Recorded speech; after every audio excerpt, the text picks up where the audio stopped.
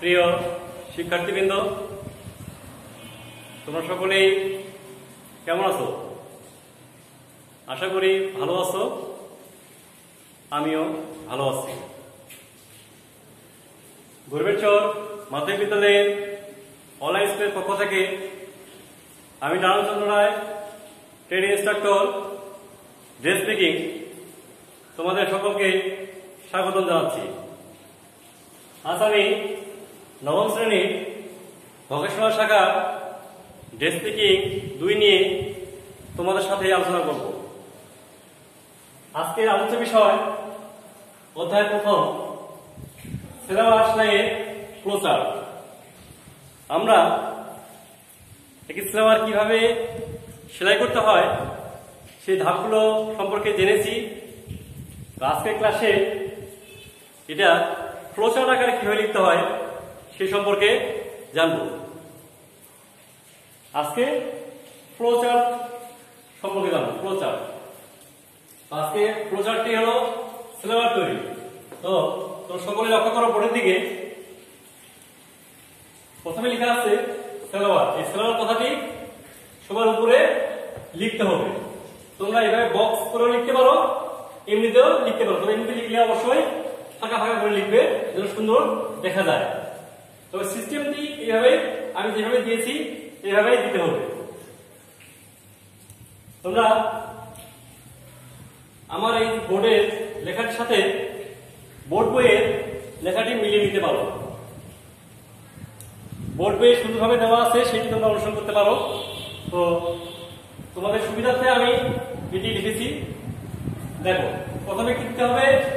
সেলাওয়ার। সেলাওয়ারের পর এভাবে টান দিবে, টান লিখবে বাম পার্ট। আমরা এই সেলাওয়ারটি দেখো চিত্রে দেখতে পাচ্ছ। ইতিপূর্বে তোমরা সেলাওয়ার সম্পর্কে জেনেছো। সেলাওয়ারের পার্ট যদি আমরা বিভাগে বিভক্ত করতে পারি, তো একটাকে আমরা বাম করতে পারি, একটাকে ডান পার্ট করতে পারি। প্রথমে এখানে লেখা আছে বাম পার্ট। প্রথম যে পার্টটি সেটা হলো বাম পার্ট। এরপর দেখো মাঝখানে দিয়েছি ডান পার্ট, এটাকে বলা হবে ডান পার্ট। এরপর দিয়েছি হলো হিপ পার্ট।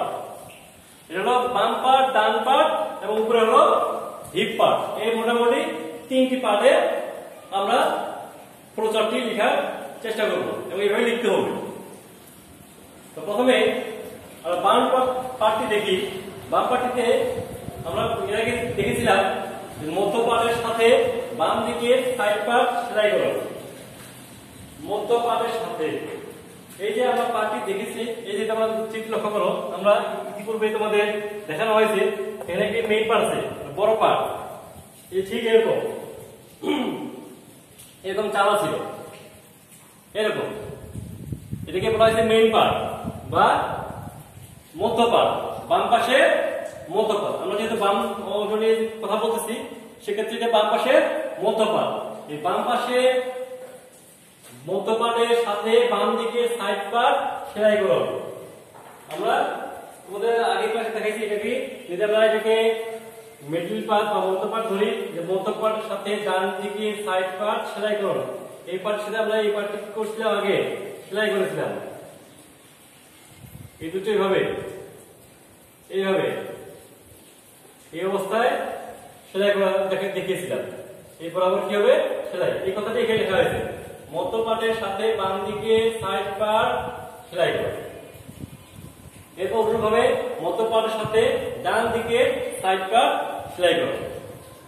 একটা বাম দিকে, একটা ডান দিকে। ঠিক এভাবে তোমরা লিখবে, যেভাবে একটা পর একটা দেওয়া আছে সেইভাবে লিখতে হবে। প্রথমে মধ্য পার্টের সাথে বাম দিকে সাইড পার্ট সেলাই, এরপরে মধ্য পার্টের সাথে ডান দিকে সাইড পার্ট সেলাই। এরপর কি করতে হবে?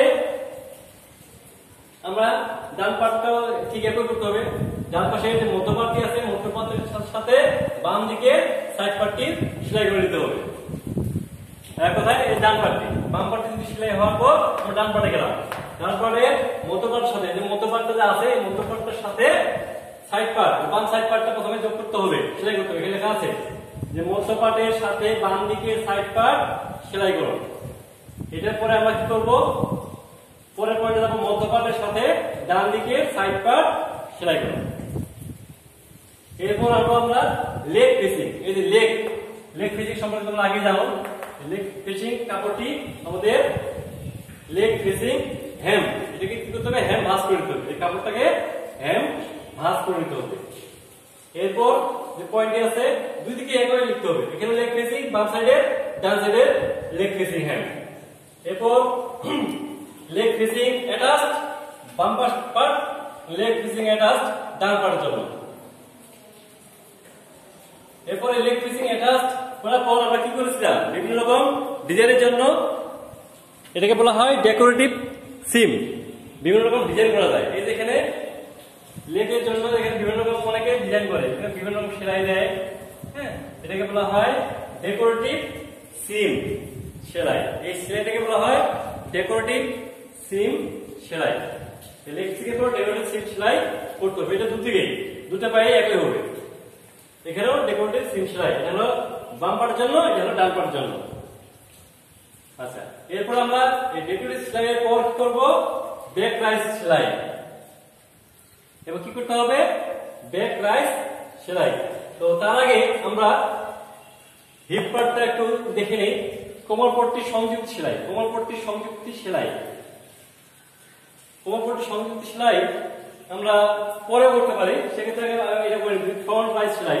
ফ্রন্ট রাইস আমাদের যে এই যে সেলাইটা আছে, এটাকে ফ্রন্ট রাইস সেলাই বলা হয়। যখন আমরা এই পূর্বে আমরা দেখেছি ফ্রন্ট সাইডের যে সেলাইগুলো, এই সেলাইগুলোকে নিয়ে নিতে হবে ফ্রন্ট রাইস সেলাই। এরপর ব্যাক রাইস সেলাই, একটা পর একটা আসছে, কিন্তু তোমাদের লক্ষ্য করো কি চিহ্ন দেওয়া আছে, এটার পর এটা, এটার পর এটা, এটার পর এটা, এটার পর এটা, এটার পর এটা, এটার পর এটা, আবার এদিক থেকে আসে, এটা পরে যাবে এখানে, আবার এদিক থেকে যখন আসবে এটা লাস্টে এখানে, ঠিক আছে। সেক্ষেত্রে ফ্রন্ট রাইস সেলাইয়ের পরে ব্যাক রাইস সেলাই, ফ্রন্ট রাইস সেলাইয়ের পরে ব্যাক রাইস সেলাই, ফ্রন্ট রাইস সেলাইয়ের পরে ফ্রন্ট রাইস সেলাই। তো বুঝতে পারছো, যদি না বুঝে থাকো তাহলে আমি দেখানোর চেষ্টা করি। এটা এরকম ছিল,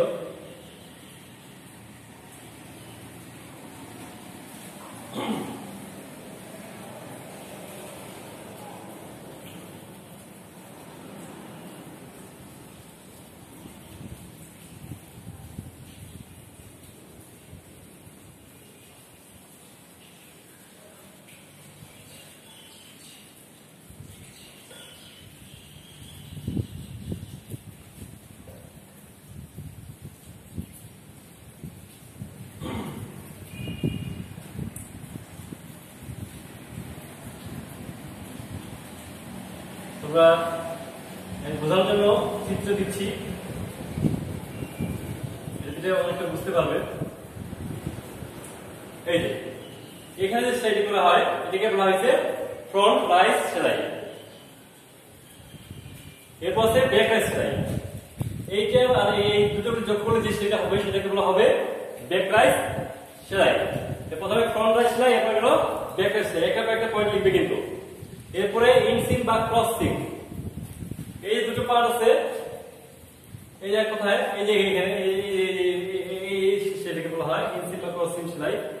এরপর ইনসিম সেলাই, এই ইনসিম সেলাই করতে হবে। এরপরে কুচি, কুচি এই কাপড়টাকে কি করতে হবে, কুচি দেওয়া হয়েছে।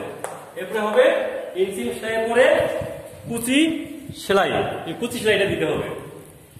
এই কুচি সেলাইয়ের পরে আমরা তারপর যে হিপ পার্টটি পরে কোমরপট্টি সংযুক্ত সেলাই, কুচি দেওয়ার পরে কোমরপট্টিটি সংযোগ করে নেব, সেলাইয়ের মাধ্যমে সংযোগ করে নেব। এরপরে মেক ট্রস্টিং হোল, এই যে আমাদের এখানে ফিতা লাগানোর জন্য যে তৈরি করা হয়, ফিতা লাগার জন্য যে ঘাট তৈরি করা হয়, হ্যাঁ, এটাকে বলা হয় হোল। হ্যাঁ, মেক ট্রস্টিং হোল, এটা আমরা তৈরি করে নিতে হবে। এরপর হচ্ছে হেম ভাঁজ, তোমরা একটা পয়েন্ট পয়েন্ট দেখো। এরপর আছে হেম ভাঁজ, এই যে কোমরপট্টি আছে এটাকে ভাঁজ করে নিতে হবে, এর উপরে ভাঁজ করে নিতে হবে, এটাকে বলা হয় হেম ভাঁজ। তারপরে আছে হেম সেলাই, হেম ভাঁজ করার পরে কি করতে হবে, হেম সেলাই করতে হবে, হেম সেলাই।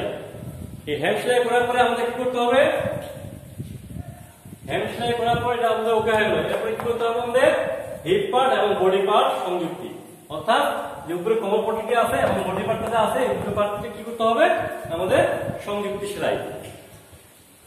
সংযুক্ত সেলাই করলে আমাদের কি হয়ে যাবে, আমাদের সালোয়ার তৈরি হয়ে যাবে। তো এই যে তোমরা দেখলে সালোয়ার তৈরির যে ফ্লো চার্ট ঠিক এভাবে লিখতে হবে, একটার পরে একটা পয়েন্ট লিখতে হবে, একটা এদিক ওদিক করা যাবে না। সালোয়ার প্রথমে লিখে বাম পার্ট, ডান পার্ট, হিপ পার্ট, প্রথমে পার্টের নাম দিয়ে দিবে, তারপর মধ্য পার্ট, বাম পাশের মধ্য পার্টের সাথে সাইড পার্ট, বাম সাইড পার্ট, ডান সাইড পার্ট যোগ, ঠিক অনুরূপভাবে ডান পাশে একই হবে। এইভাবে একটার পরে একটা পয়েন্ট লিখতে হবে। এবং এই প্রচার দেওয়ার সময় কোন চিত্রের প্রয়োজন হবে না। আমি যে চিত্রটি দিয়েছিলাম এটি তোমাদের বোঝানোর স্বার্থে দিয়েছি। তোমরা যখন এই ফ্লোচার্টটি লিখবে কোন প্রকার চিত্র দেবে না। আমি যেভাবে লিখেছি ঠিক এভাবেই দিবে। তোমরা বোর্ড বইটি ফলো করতে পারো, বোর্ড বই সুন্দরভাবে দেওয়া আছে, বোর্ড বইটি ফলো করবে এবং অনুসরণ হিসেবে আমার এই লেখাটি অনুসরণ করতে পারো। তো শিক্ষার্থী বন্ধুরা, আজকে তোমরা কিভাবে একটি সালোয়ার তৈরির ফ্লোচার্ট লিখতে হয় সেই সম্পর্কে জানলে। এটি তোমরা বাসায় লিখবে এবং মুখস্থ করবে। তো আজকে এ পর্যন্তই। তোমরা সকলে ভালো থেকো, সুস্থ থেকো। সকলকে ধন্যবাদ।